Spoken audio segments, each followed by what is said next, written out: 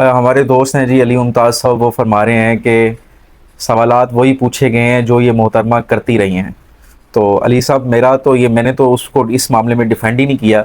کہ وہ یہ کرتی رہی ہیں یا نہیں کرتی رہی. اس پہ تو کوئی بات ہی نہیں کی میں نے. بات اصل میں، آپ میرا خیال ہے میرے کہنے کا مطلب نہیں سمجھے، کہ بات یہ ہے کہ میرا اگر 25 سال پہلے کسی فلم کی شوٹنگ کے دوران اپنے ساتھی اداکار کے ساتھ کوئی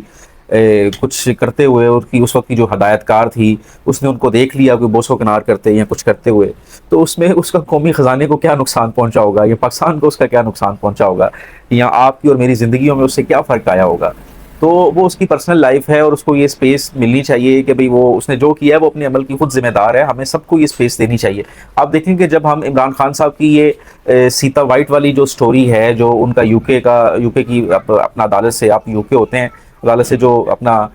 وہ ڈیسیژن بھی آیا ہوا ہے، جب کوئی اس پہ بات کرتا ہے، یا پھر یہ بشرا بی بی والا جو ایپیسوڈ تھا، جس طریقے سے یہ شادی ہوئی، یا پھر اس کے علاوہ وہ جو عائلہ ملک والی آڈیوز جو لیک ہوئی، اس کے ساتھ جو گفتگو ہو رہی ہے، ہم سب چیزوں پہ ہم یہ مارجن دیتے ہیں کہ یہ خان صاحب کی جو ہے وہ ذاتی زندگی ہے، تو اس پہ ہمیں بات نہیں کرنی چاہیے، ان کی پرائیویسی کو رسپیکٹ کرنا چاہیے. تو اگر ہمیں عمران خان کی، میں اس بات سے ایگری کرتا ہوں، وہ ان کی پرائیویسی ہے، اس کو رسپیکٹ کرنا چاہیے اور ان چیزوں کو ڈسکس نہیں کرنا چاہیے. تو اگر اس کو ہم یہ اسپیس ان کو یہ دینے کے لیے تیار ہے، تو باقی انسانوں کو کیا قصور ہے؟ جو معیار ہم کسی ایک کے لیے سیٹ کرتے ہیں وہی ہمیں سب پہ اپلائی کرنا چاہیے. تو یہ ذاتی زندگیوں کو جو ہے اس میں کیا ہوتا رہا ہے، کیا اس کو اپنے ویوز کے لیے اور مسالہ ڈالنے کے لیے اور کسی کو ایسے سامنے بٹھا کے ایسے اس کی 25 سال پرانی باتیں کر کے اس کو بے عزت کرنا، یہ کسی صورت قابل قبول نہیں ہونا چاہیے. ہم سب کو اس کی حوصلہ شکنی کرنی چاہیے، ڈسکریج کرنا چاہیے ایسی چیزوں.